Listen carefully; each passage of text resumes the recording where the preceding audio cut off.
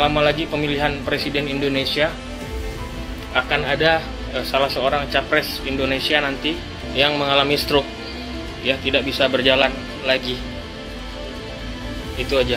Jadi di tahun ini hanya ada 2 yang nanti bersaing di 2024, yaitu paslon nomor 1 dan nomor 2. Sekali lagi ingat ya, setiap pemilihan seorang pemimpin negara itu ada campur tangan Tuhan di dalamnya. Mau securang apapun, mau dilakukan berbagai kelicikan apapun, tetap ada tangan Tuhan di situ. Saya akan menggunakan kekuatan bunian saya. Inilah kertas tisu kosong, tidak ada tulisan di sini. Saya akan lipat dan meletakkan di tangan saya. Siapakah yang tertulis nomor capres, cawapres di sini, dialah presiden yang akan menang. Oke, saya akan mulai. Tahun 2024 ini tidak ada kecurangan. Ini tahun kebenaran. Jadi siapapun yang berbuat curang di tahun ini pasti akan merasakan dampaknya di depan mata dan dipermalukan di seluruh masyarakat. Karena tahun 2024 adalah tahun yang sangat dinanti-nantikan oleh orang Indonesia.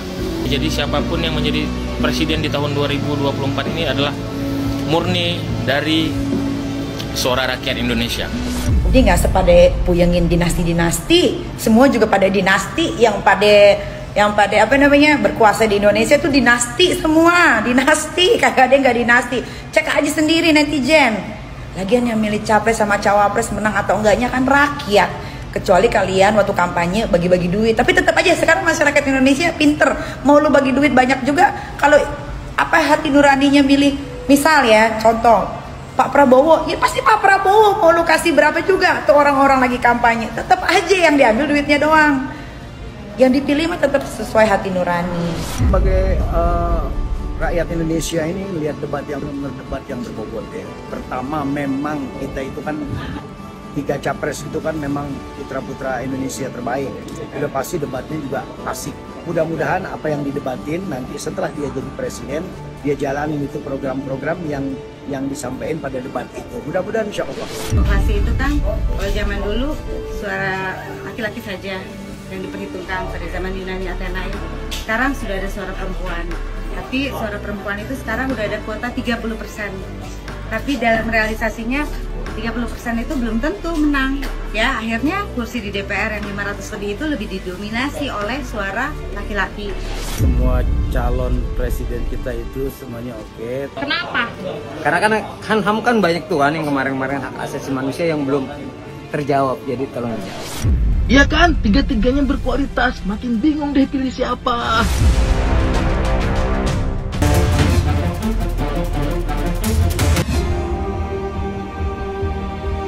Ricis itu pernah tes psikologi bareng sama saya, sama Uma Oki ya.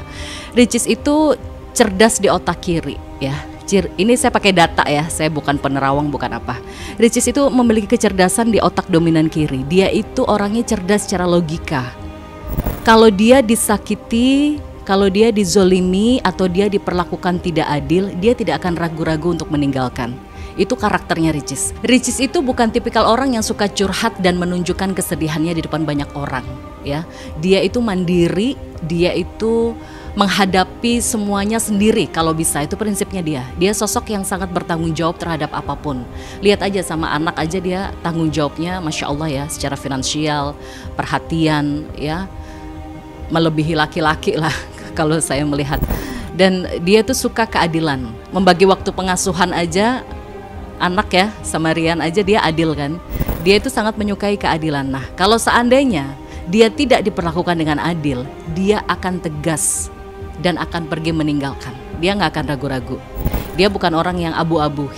Dan kalau misal ada masalah ya, ini kalau saya lihat dari karakternya Ricis ya, Rian itu harus ekstra mengambil hati Ricis. Nggak bisa dengan cara yang biasa-biasa aja, karena dia orang logis.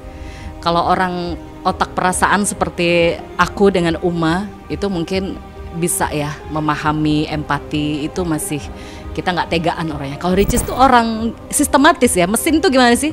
Mesin tuh kalau udah salah langsung di blacklist kan. Ricis tuh tipikal orangnya begitu, wah ini udah ngelanggar aturan nih, nggak bener nih, udah dia nggak akan ragu-ragu. Nah, Ricis juga menariknya nih adalah seorang wanita yang cukup dominan juga. Ya, jadi dominan ketemu dominan. Ya, Ricis seseorang yang to the point, cenderung langsung ya. Untuk Rian, saran saya, Rian ambil hati Ricis ekstra luar biasa, nggak bisa pakai cara standar ya. Dekati Ricis, ambil hatinya, dekati keluarganya, menjalin hubungan yang baik dengan kakak iparnya, dengan mertuanya. Pokoknya ambil hati Ricis sampai dia luluh. Memang agak susah dan mungkin impossible ya, karena dia orang logis ya. Ricis itu orang logika, tapi tidak ada yang tidak mungkin kalau kita sudah berikhtiar. Doa yang terbaik aja untuk Ricis dan Rian. Dan bahasa cinta setiap istri itu kan beda-beda ya. Ada bahasa cinta istri yang bahasa cintanya adalah kedekatan, didampingi, komunikasi atau touch ya, sentuhan, pegangan tangan. Itu ada bahasa cinta istri seperti itu. Tapi kalau Ricis itu setelah kita melakukan tes psikologi Islam bareng ya, karakternya, bahasa cintanya itu adalah kepercayaan, keterbukaan, keadilan. Jadi kalau dia tidak mendapatkan hal itu, dia merasa tidak dicintai. Contoh ya, kepercayaan misalnya mengatur keuangan keluarga, itu dia sangat butuh dipercaya sebagai seorang istri. Keterbukaan, apapun yang terjadi dalam masalah rumah tangga itu harus ada keterbukaan, masalah ekonomi, masalah keuangan atau masalah lainnya. Keadilan, istri itu harus diperlakukan adil. Dia merasa dicintai, itu bahasa cintanya Ricis ya, gitu sih. Dia memang orangnya struggle banget ya, dia orangnya mandiri banget. Dia nggak suka menunjukkan kesedihan, nangis di depan banyak orang. Lihat aja dia selalu ketawa di depan banyak orang tuh, dia selalu ceria. Castingnya aja dia perempuan ya, pakai hijab, terus ceria banget gitu. Tapi kalau lihat dalam nih ya, karakter sesungguhnya nih, mesin otaknya dia tuh Masya Allah, dia tuh laki-laki banget. Dia tuh jiwa kemandiriannya itu benar-benar Masya Allah banget.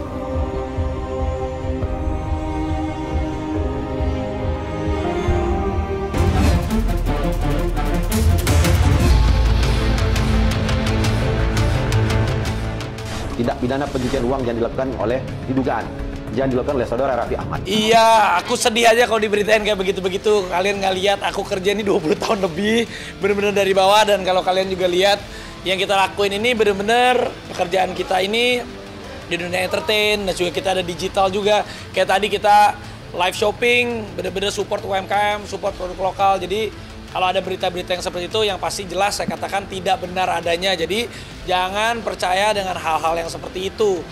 Aku juga nggak patah semangat meskipun dijatuhin, difitnah, diapain, nggak apa-apa. Ini membuat aku menjadi lebih semangat lagi untuk terus berkarya. Pastinya juga yang aku lakuin juga hal-hal yang bisa mensupport produk-produk lokal, UMKM.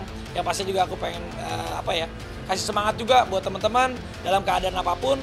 Ya kita harus tetap bisa bangkit dan juga jangan gampang percaya juga dengan hal-hal yang seperti itu. Ya apalagi aku kaget juga dibilang ada pencucian uang lah, itulah sama sekali nggak ada. Aku ini percaya nggak percaya, cek aja ini gedung juga masih ada cicilan, masih ada semua. Jadi ya mungkin karena sekarang lagi tahunnya politik dan juga ya aku nggak ngerti lah. Sebenarnya aku bukan politikus, dan aku juga ya mungkin karena aku mensupport salah satu paslon, ya ada yang suka, ada yang nggak suka, tapi intinya aku jelaskan bahwa itu tidak benar.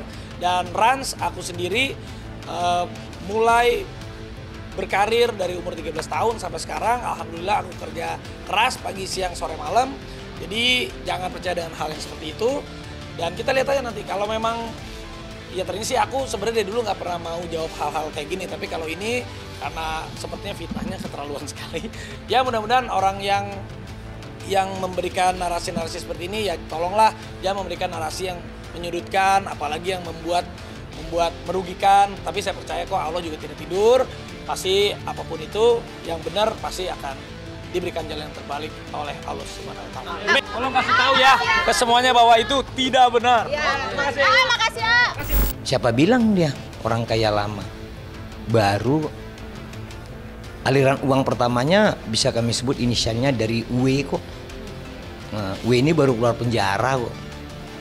Jadi nggak seperti itu juga. Jadi umumnya uang yang baik itu perilaku orangnya baik, mekanismenya baik, terukur, pajaknya terbuka. Pajaknya kalau kita cek di Direktorat Jenderal Pajak terlihat dengan nyata. Itulah disebut dengan orang kaya yang benar. Lah kalau pajak cilik kemudian mengaku kaya raya, kemudian mengaku orang lama yang kaya, mana catatan kakinya? Mana catatan bahwa pajaknya itu rutin dan besar? Supaya public figure atau bintang film atau selebriti atau apapun namanya tidak suka main di ranah itu. Kalau sangat mudah uang hitam digerakkan oleh public figure, sangat berbahaya perekonomian negara kita. Ya itu kan karena makanya sekarang kan lagi mulai panas lah ya gitu. Jadi ada aja berita-berita kayak gitu. Kalau memang bersalah itu merusak, kalau enggak kan enggak perlu takut, itu aja.